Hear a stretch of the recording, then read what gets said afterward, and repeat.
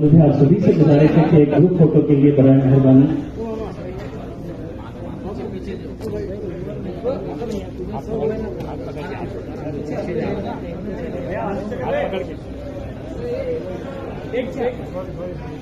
Sir हाथ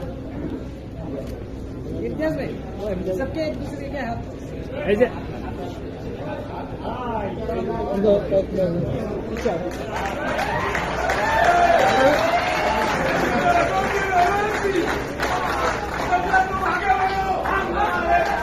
अल्लामा इकबाल ने ज़र्ब कदीर में सुल्तान टीपू की वसीयत में कहा है कि तू शेर नशीन पर तशरीफ फरमा मजलिस इत्तेहादुल मुस्लिमीन के महाराष्ट्र के सदर वो रुकने पार्लिमान औरंगाबाद मोहतरम जनाब इम्तियाज जलील साहब, डाइस पर और मंच पर मौजूद और तशरीफ फरमा मेरे मजलिसी रुखा मालेगांव से तशरीफ लाए रुकन असम्बली मजलिस इत्तेहादुल मुस्लिमीन हजरत मौलाना मुफ्ती इस्माइल साहब, मौजूद हाज़रीन कराम, बुजुर्गान मिल्लत, मैं सबसे पहले औरंगाबाद के मजलिस इत्तेहादुल मुस्लिमीन के तमाम जिम्मेदारों को, इम्तियाज जलील साहब, रुकने पार्लिमान को, डॉक्टर अफार कादरी साहब को मुबारकबाद देता हूं और शुक्रिया अदा करता हूं कि आपने आज का इस इजलास का इनेकाद अमल में लाया और इसकी अहमियत में और इजाफा इसलिए हो गया क्योंकि मुख्तलिफ समाजी और मज़ाहिब के लोग ने भी आज के इस मीटिंग में शिरकत की। मैं आप तमाम का दिल की गहराइयों से शुक्रिया अदा करता हूं। आप तमाम ने हमने पिछले 2 घंटे से तमाम अहम बातें हमने सुनी। मैं उसमें ज्यादा इजाफा नहीं कर पाऊंगा क्योंकि बहुत सी अहम बातें यहां पर रखी गई हैं। पिछले 40-50 साल से ये संघ परिवार का एजेंडा रहा है कि भारत में यकसा सिविल कोड को नाफिज किया जाए, चाहे वो जनसंघ के रूप में थे या फिर बाद में बीजेपी के रूप में सियासी रूप में आज हैं। तो ये पुराना इनका एजेंडा रहा। मैं अपनी बात को आगे ले जाने से पहले अगर हम तारीख पर नजर डालेंगे तो तारीख में हमको ये मिलता है कि 28 अक्टूबर को 1931 को मोहनदास करमचंद गांधी ने भारत के मुसलमानों को एक तयखुन दिया था कि उनकी शरीयत में मुदाखलत नहीं की जाएगी। कांग्रेस ने अक्टूबर 1937 में यही बात कही। नेहरू ने अप्रैल 6, 1937 को यही बात कही। फिर 1966 17 मई को लोकसभा में जो उस वक्त के लॉ मिनिस्टर थे जनाब जीएस पाठक साहब ने कहा, मैं अंग्रेजी में पढ़ के तर्जुमा करूंगा, कि personal laws are mixed up with religion and that we can not coerce people to accept our views about the religion and customs. उन्होंने ये उस वक्त के पाठक साहब कानून के वजीर थे, मंत्री थे, उन्होंने लोकसभा में ये कहा 17 मई 1966 को कि पर्सनल लॉज मजहब के साथ जुड़े हुए हैं और हम यानी हुकूमत आवाम पर दबाव नहीं डाल सकती कि वो हुकूमत के सोच को अपने मजहब और कस्टम को छोड़ दें। यानी अपनी हुकूमत की जो व्यूज है वो हुकूमत किसी को मजबूर नहीं कर सकती कि वो अपने मजहब को और अपने कस्टम को छोड़ दें। यही बात अगस्त 29, 1963 को उस वक्त के लॉ मिनिस्टर A.K. सेन ने भी कही थी। लोकसभा के अंदर खड़े होकर 2 लॉ मिनिस्टर ने बात कही थी। अब यहां पर बार बार यह कहा जाता है कि जैसा कि अभी यहां पर जिक्र किया गया, मुफ्ती साहब ने कहा, कि हमारे वजीर आजम ने कहा कि कैसे एक घर में दो कानून रह सकते हैं। मैं इस बात का इकरार करता हूं कि भारत के प्रधानमंत्री सबसे ज्यादा पढ़े लिखे और हम सब थम्सअप हैं, मगर भारत के प्रधानमंत्री को शायद ये नहीं मालूम कि इस मुल्क में आज भी नॉर्थ ईस्ट में एक ऐसा स्टेट है जहां पर क्रिमिनल प्रोसीजर एक्ट अभी भी अप्लाई नहीं होता, सीआरपीसी अभी भी अप्लाई नहीं होता। इस मुल्क में आज भी ऐसे कवानीन है कि मुफ्ती इस्माइल साहब मालेगांव से निकलकर अरुणाचल प्रदेश नहीं जा सकते जब तक कि उनको परमिट नहीं दिया जाता। हमारे वतन अजीज में ये भी कानून है कि कोई भी औरंगाबाद से उठकर हिमाचल प्रदेश की एग्रीकल्चर जमीन नहीं खरीद सकता। हमारे मुल्क में हमने यह कानून बनाया कि अगर कोई बड़ा मल्टीनेशनल कंपनी होगा तो वो अगर उन किसी कंपनीज में कॉन्ट्रैक्ट पर इख्तलाफात हो गए तो हम उसका फैसला आर्बिट्रेशन के जरिए सिंगापुर में करेंगे। ये हमने कानूनी सहूलत दी कि अगर दो कंपनीज में झगड़ा होगा तो हम इसका फैसला सिंगापुर में करेंगे। अब देश के प्रधानमंत्री ये जानते हैं या नहीं जानते हैं मेरे को नहीं पता है, मगर ये मौजूद है। और नागालैंड और मिजोरम को तो हमने आईन में 371 का जिक्र कर दिया।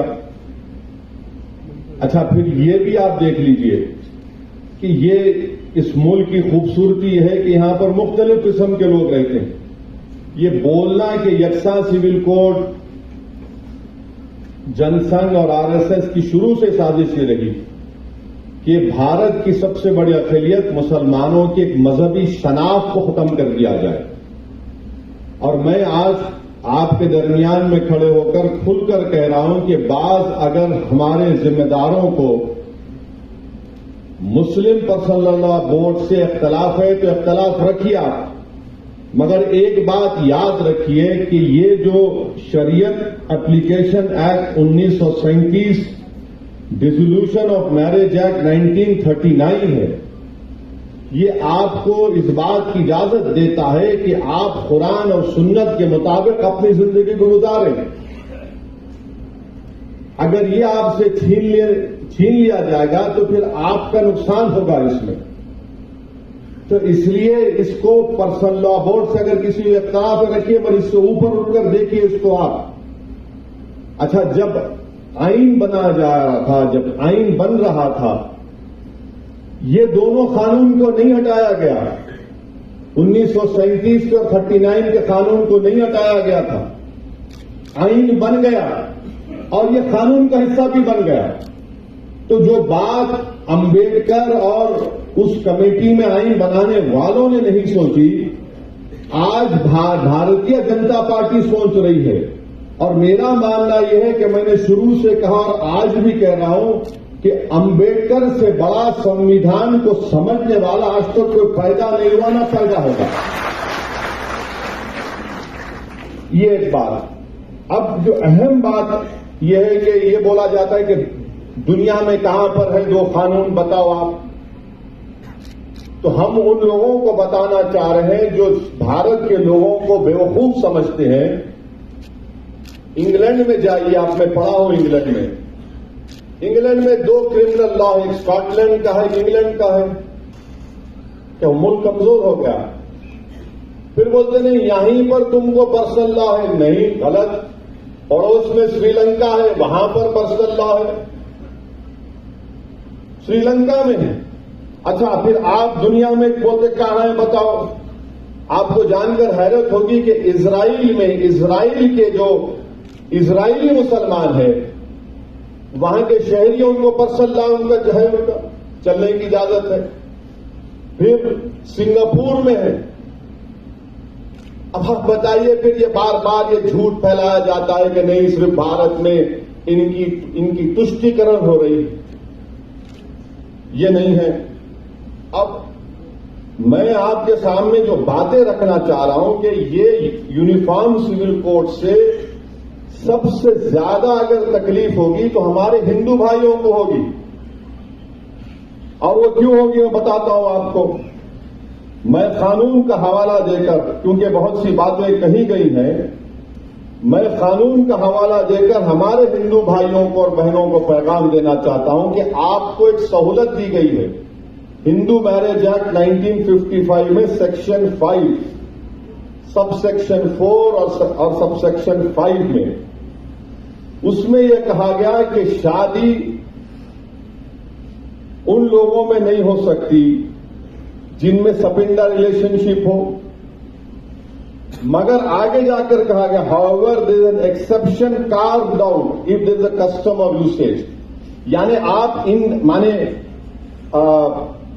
अगर आपके हिंदू भाइयों में है कि अगर उनके वालिद के 7 नस्लों में और मां की तरफ से 5 नस्लों में कोई रिश्तेदार है तो शादी नहीं होगी, मगर उसका एक्सेप्शन दे दिया, यानी उसका एक्सेप्शन उनको दे दिए। अब आप ये एक्सेप्शन खो देंगे, क्योंकि जब यूनिफॉर्म सिविल कोड अगर आएगा तो एक्सेप्शन कैसा मिलेगा आपको? अगर आपका कस्टम है तो फिर मेरा भी कस्टम है, याद रखिए आप। तो यकसानियत कैसा होगी? अगर पैदा करना है तो कैसा होगा? ये आपका नुकसान होगा। दूसरा सेक्शन 7 है ceremonies of Hindu marriage act का, कि आप अपनी शादी अपने कस्टमरी राइट्स के तहत, यानी आपके जो रिवायती हैं उसके तहत आप करें। यूसीसी आएगा तो सेक्शन 7 चला जाएगा। सेक्शन 29 सेविंग्स का क्लॉज है, वो चला जाएगा। और सेक्शन 2 सबसेक्शन 2 है जो शेड्यूल्ड ट्राइब्स को एग्जेम्प्ट करता है, उनको ये कहा जाता है कि उसमें कहा गया कि Hindu marriage act scheduled tribes पर अप्लाई नहीं होगा, तो फिर ये हमारे शेड्यूल्ड ट्राइब भाइयों का भी नुकसान होगा। फिर सेक्शन 3 का डेफिनेशन है जिसमें ये बताया गया कि कस्टम एंड यूसेज क्या है, वो आपसे चला जाएगा हमारे हिंदू भाइयों से। और तमिलनाडु के हमारे हिंदू भाइयों को मैं कहना चाहूंगा कि Hindu marriage Tamil Nadu amendment act 1967, इसमें अंग्रेजी में पढ़ता हूं, सेक्शन 7 उसमें डाला गया 1955 के कानून में।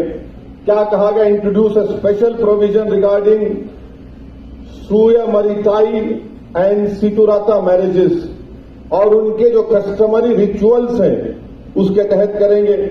अब जब यूनिफॉर्म सिविल कोड लाया जाएगा तो आप इस चीज से महरूम हो जाएंगे तमिलनाडु में। फिर हिंदू सक्सेशन एक्ट पर आ जाइए आप।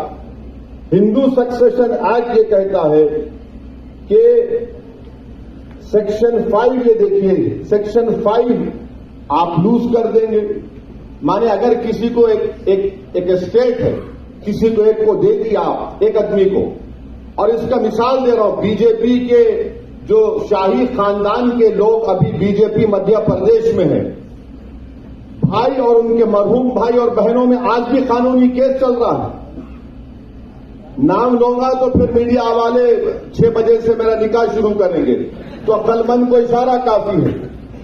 तो ये कानून अगर आप यूसीसी आएगा तो हिंदू सक्सेशन एक्ट 1956 का सेक्शन 5 चला जाएगा आपका। और फिर आप आ जाइए section 6 devolution of interest in को पार्सनरी प्रॉपर्टी, ये भी गायब हो जाएगा। इससे नुकसान हमारे हिंदू भाइयों को होगा। क्यों होगा? क्योंकि जॉइंट हिंदू फैमिली में को पार्सनरी है वो ज्यादातर मिताक्षरा कानून पर है। अब मुसलमानों को यह समझने की जरूरत है कि हमारे हिंदू भाइयों में 2 स्कूल ऑफ थॉट है, एक दया भागा है, एक मिताक्षरा है। तो अब ये होगा तो फिर ये मिताक्षरा के स्कूल ऑफ थॉट से आप लोग महरूम हो जाएंगे। और फिर हिंदू अनडिवाइडेड फैमिली, यानी अगर कोई हमारे हिंदू भाई को सहूलत दी गई है, सिवाय सिर्फ हिंदू भाइयों को, कि वो अगर कोई बिजनेस शुरू करे, कारोबार, बोले हिंदू अनडिवाइडेड फैमिली में उनको टैक्स से रिबेट मिलता है, इनकम टैक्स में।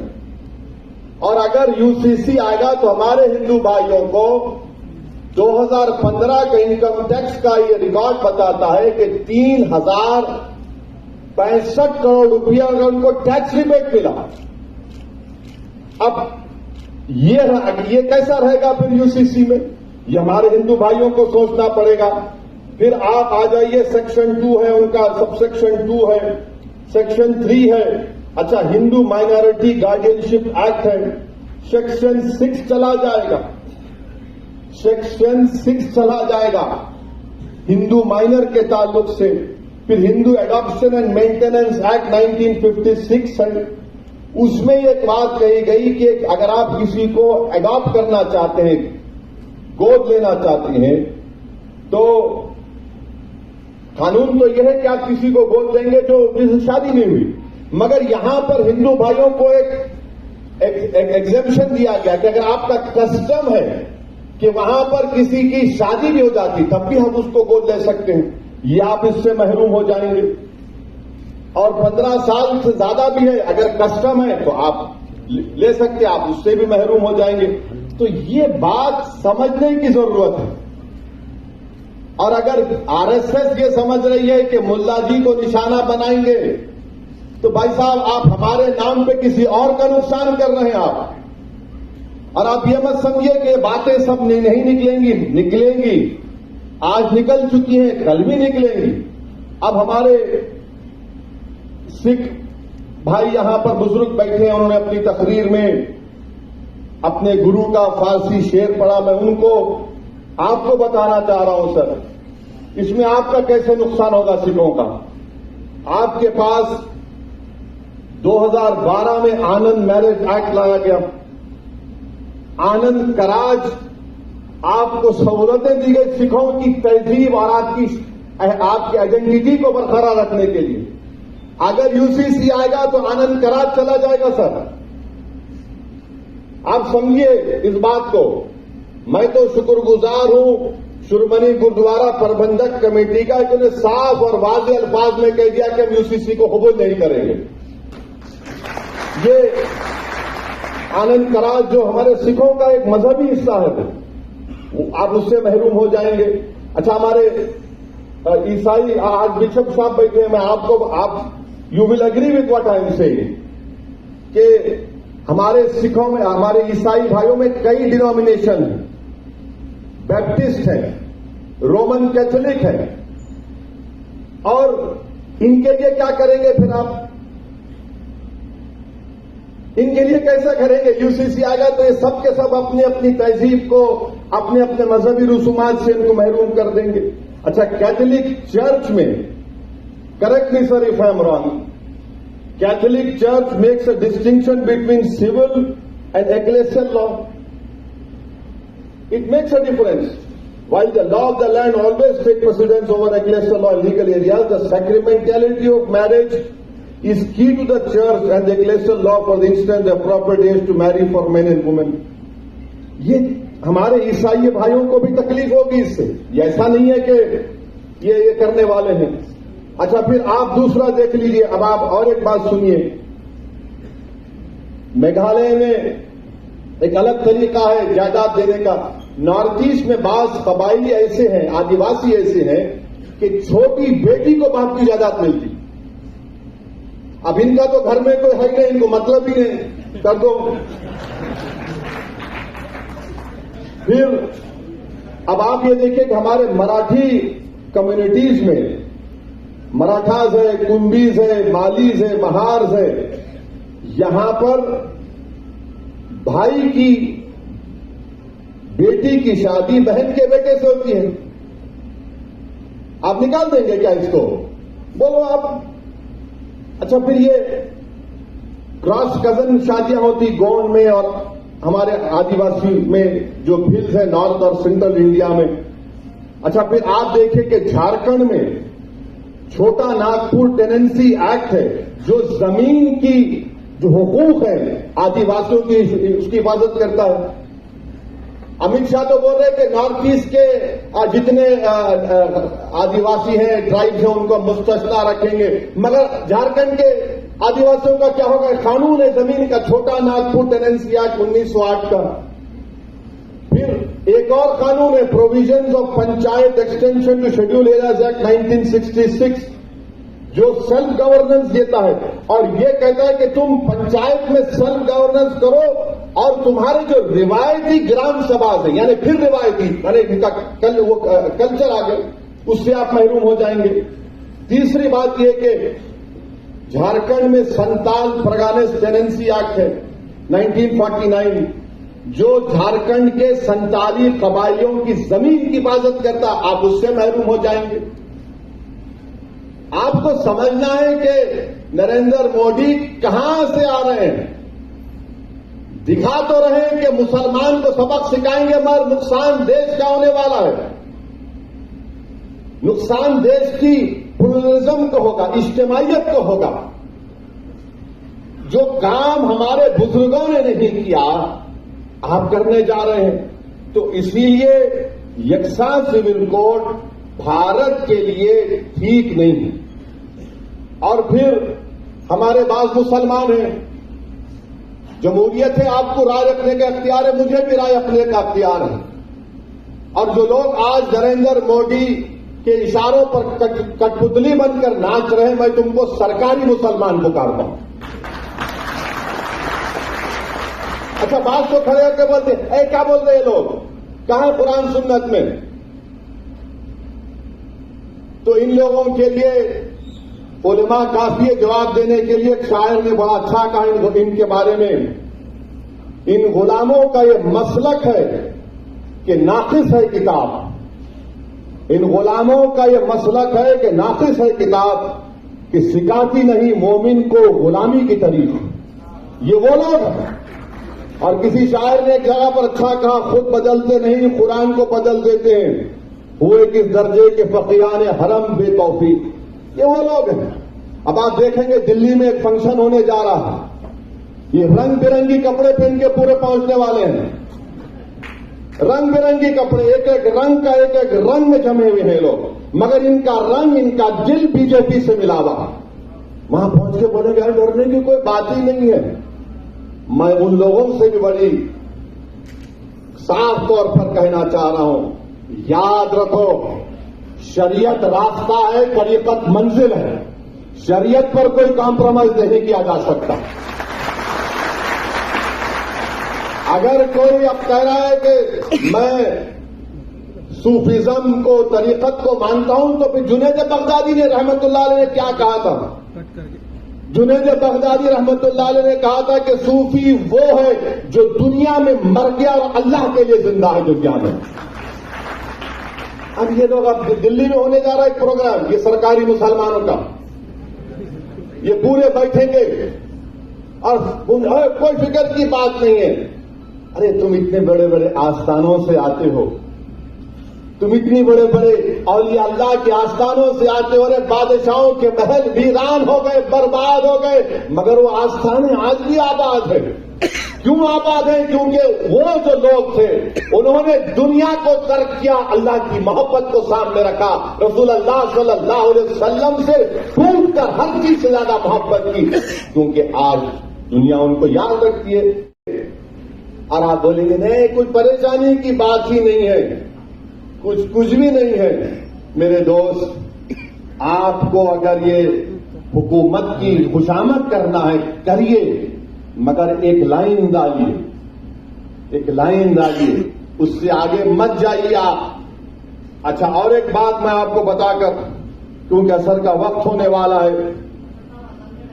हाँ, बिल्कुल, आप पंचवक्ता नमाजी नजर आ रहे, माशाअल्लाह, अच्छा है, बहुत अच्छा है, वेरी गुड। मेरे लिए दुआ करना भाई, गुनाहगार हूं। दुआ ये करना कि अल्लाह जबान में और तेजाब दे। अच्छा, ये अब मुसलमानों को निशाना बनाते, हर टीवी प्रोग्राम आप देखो यकसा सिविल कोड का होता, क्या दिखाते टीवी पे? बुरखे में जा रहे हैं बहन हमारी बेटी, अरे मुसलमान टोपी पहन के जा रहा।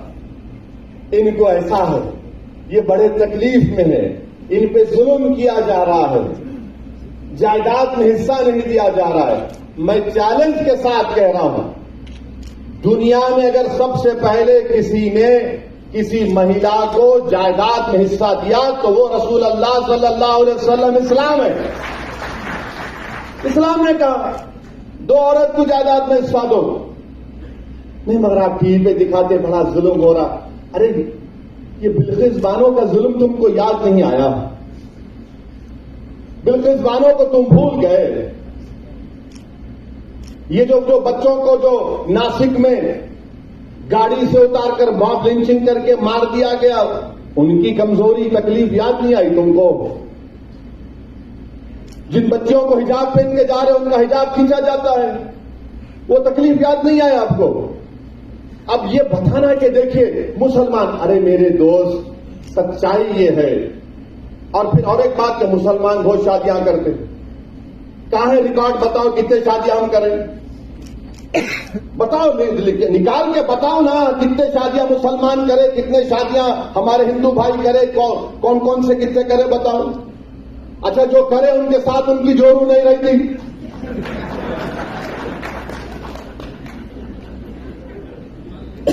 और आपको मालूम रिकॉर्ड है गवर्नमेंट ऑफ इंडिया का, ये आप उठाकर पढ़ो। आप एक अंग्रेजी अखबार है टाइम्स ऑफ इंडिया, 28 जुलाई 2022 का।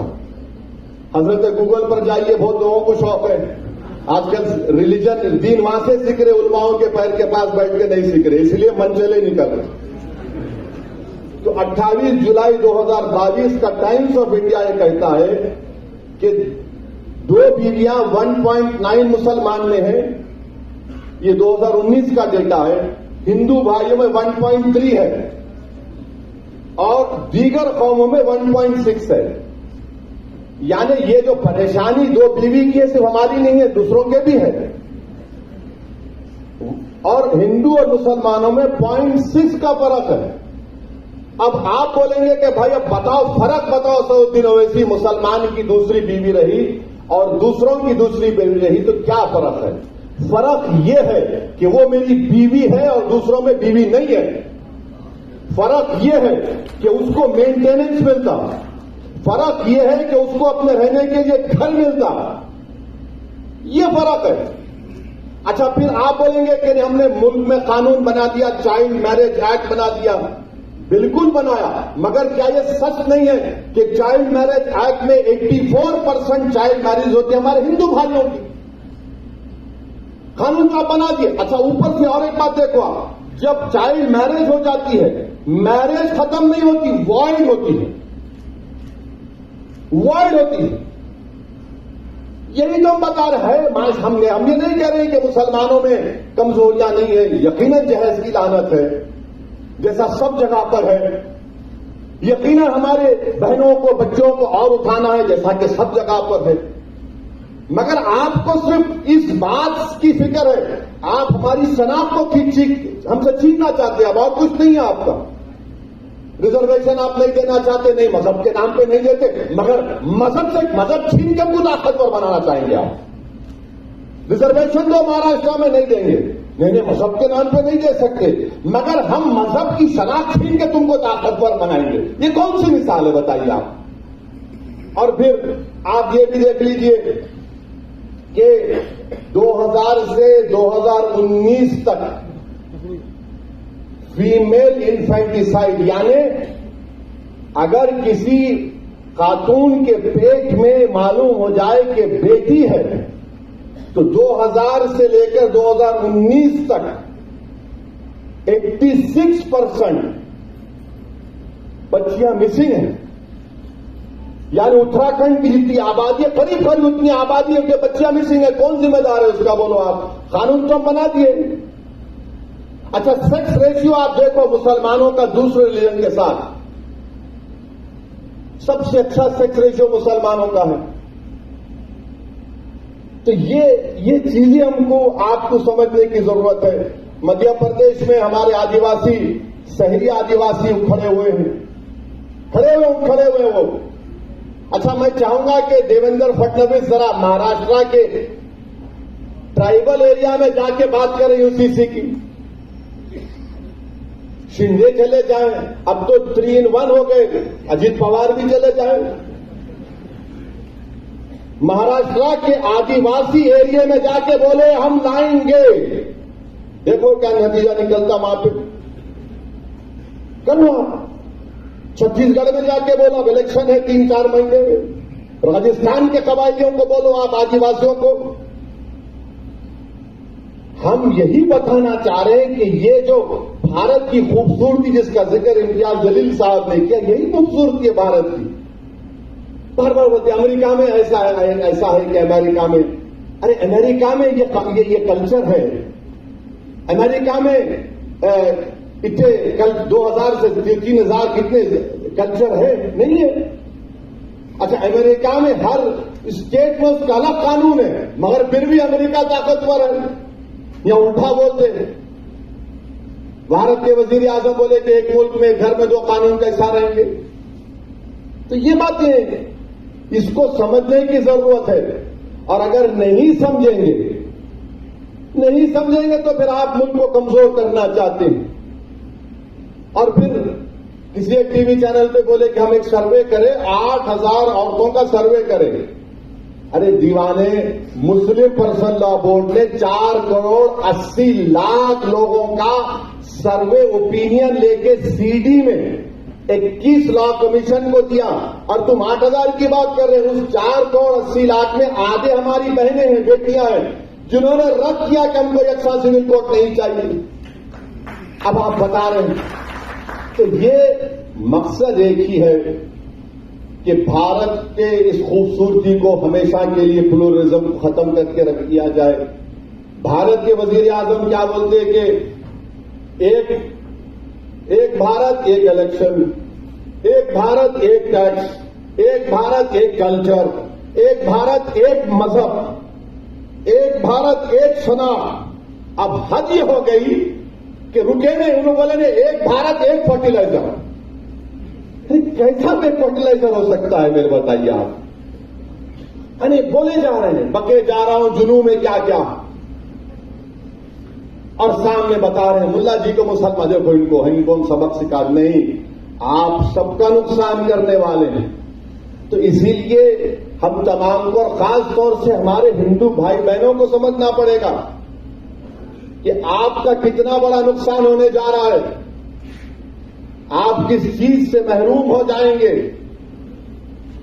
और ये बार बार ये जो दुम छल्ले हैं, अरे क्या होता नहीं है, क्या दीन खत्म हो जाता? अरे दीवाने, दीन खत्म होने के लिए नहीं आया, दीन सुबह कयामत तक रहेगा।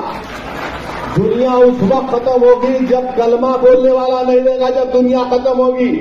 मगर मैं ये दीन की बात नहीं कर रहा हूं, मैं मुल्क की, आइन की, दलितों की, आदिवासी की, क्रिश्चियन की, हिंदू भाइयों की, सबकी बात कर रहा हूं, देश के हित में बात कर रहा हूं। मगर इसको चेंज कर देते। अब हमारे मीडिया वाले भी सोच रहे होंगे कि अब कहां से इसको पकड़ना, नहीं पकड़ सकते आप। कहां से पकड़ते, पकड़ो आप। कोई कैरम बोर्ड है, क्वीन को कब गिराएंगे, किंग को कब गिराएंगे। मुल्क है भाई, मुल्क को चलाना है। ये भारत है, 130 करोड़ का देश है, इसको आप 2 मिनट नूडल के साथ नहीं चला सकते। लाए नूडल खरीदे, 5 मिनट बनाए, अम्मा देखा, बच्चे को कहा, बच्चा खाता बैठ के। ये ऐसा नहीं है भारत। ये 130 करोड़ का देश है। यहां पर हमा किस्म के लोग हैं, हमा किस्म के रंग के लोग हैं, हमा किस्म के सोच के लोग हैं। इसीलिए तो हमारे बुजुर्गों ने तो अंग्रेजों से खिलाफ लड़ा था कि इस मुल्क को ऐसा रखेंगे हम। और मैं अपनी बात को खत्म करूंगा इस बात पर, 2 बात पर खत्म करूंगा कि जो हमारा 21वां लॉ कमीशन था, चौहान साहब ने क्या कहा था कि cultural diversity cannot be compromise to the extent that our urge for uniformity itself becomes a reason for threat to the territorial integrity of the nation. Justice Chauhan साहब 21वीं लॉ कमीशन के चेयरमैन थे, उन्होंने कहा कि कल्चरल जो diversity है, इस मुल्क की जो खूबसूरती है, उसको कॉम्प्रोमाइज इस हद तक नहीं किया जा सकता यूनिफॉर्मिटी के नाम पर कि ये हमारे भारत की टेरिटोरियल इंटीग्रिटी के लिए खतरा बन जाए। ये सुप्रीम कोर्ट का जज कह रहा है, बीएस चौहान साहब कह रहे हैं। और फिर बाबा साहेब अम्बेडकर ने क्या कहा था? बाबा साहेब अम्बेडकर ने यह कहा था, बाबा साहेब अम्बेडकर ने कहा था, कब कहा था वो भी बोल रहा हूं, 2 दिसंबर 1948 को बाबा साहेब अम्बेडकर ने कहा था, It is therefore quite impossible for anyone to conceive that the personal law shall be excluded from the jurisdiction of the state. Having said that, I should also like to point out that all the state is claiming in this matter is a power to legislate. और आप देखिए यहां पर बाबा साहिब ने क्या कहा, There is no obligation upon the state to do away with personal laws. यानी state के ऊपर ये कोई ऑब्लिगेशन नहीं है कि पर्सनल लॉ को हटा दे। फिर बाबा साहेब आगे कहते हैं कि it's only giving a power, therefore no one need be apprehensive of the fact that if the state has the power, the state will immediately proceed to execute or enforce that power in a manner that may be found to be objectionable by the Muslims or by Christians or by other community in India. फिर बाबा साहेब कहते हैं we must all remember, सबको इस बात को याद रखना है, बशमूल मुसलमानों को। माने बाबा साहेब कह रहे हैं अंदर पार्लियामेंट में जब आइन बनाया जा रहा था, including members of Muslim community who spoke on this subject, that no one can, though one can appreciate their feelings very well, that sovereignty is always limited, no matter even if you assert that it is unlimited, because sovereignty in the exercise of that power must reconcile itself to the sentiments of different communities. No government can exercise its power in such a manner as to provoke the Muslim to rise in rebellion. ये बाबा साहिब ने कहा कि कोई भी हुकूमत अपने अख्तियारात को इस तरह से अगर इस्तेमाल करेगी कि मुसलमानों को प्रोवोक करे कि वो रोडों पर निकल कर आए, रेबेलियन करे, ये बाबा साहेब अम्बेडकर ने कहा। और क्या कहा बाद में बाबा साहेब ने, I think it would be a mad government if it did so. Baba Sahib ने कहा अगर ऐसा कोई करेगा तो पागल हुकूमत है, ये बाबा साहेब अम्बेडकर ने कहा था। But that is a matter which relates to exercise of the power and not to the power itself. ये बाबा साहेब अम्बेडकर ने कहा था। अब नरेंद्र मोदी जो बाबा साहेब अम्बेडकर का नाम लेते लेते नहीं थकते, उनको पढ़ना चाहिए। ये आरएसएस वालों को जो झूठी मोहब्बत करते हैं बाबा साहिब से, उनको पढ़ना चाहिए। और ये जो सेकुलर पार्टी है, चाहे वो कांग्रेस हो, राष्ट्रवादी हो, उनको मैं पूछना चाह रहा हूं, कांग्रेस पार्टी को, गांधी ने अक्टूबर 28, 1931 को नहीं कहा था? क्या कांग्रेस ने अक्टूबर 1937 को नहीं कहा था? क्या नेहरू ने अप्रैल 6, 1937 को नहीं कहा था? बोलो फिर, मुंह खोलो। और वो लोग जो मुझ पर, मुफ्ती इस्माइल पर, इम्तियाज जलील पर, डॉक्टर गफ्फार कादरी पर इल्जाम लगाते, बी टीम, अरे कहां गए तुम लोग? आज गुंडे बन के बैठे हो। तुम शरीयत की हिफाजत के लिए तुम्हारी जबान को जुम्बिश नहीं देते? इलेक्शन आ जाएगा तो गुलामी करने के लिए तैयार हो जाते हो। अरे आज बोलो ना, कल क्या बोलोगे जब हिसाब किताब का मैदान होगा? आज बोलो, बोल के दिखाओ, जाओ बोलो अपनी पार्टियों को, मुंह खोलो, रोको इस चीज को। मगर इलेक्शन आएगा, नहीं नहीं नहीं, ये लोग वोट तोड़ते हैं। अरे हम भारत के लिए बात कर रहे हैं, हमको इस बात का संविधान आर्टिकल 25, आर्टिकल 44 से बड़ा है, आर्टिकल 29, आर्टिकल 44 से बड़ा है। ये फंडामेंटल राइट है मेरा, आर्टिकल 14 मेरा राइट है। मगर ये लोग आज गूंगे बनकर बैठे हैं। ये बेहतरीन आपको एक, आपके सामने इन तमाम मुहिबान कौम के चेहरा सामने आ रहा है। इलेक्शन आएगा तो थकते नहीं।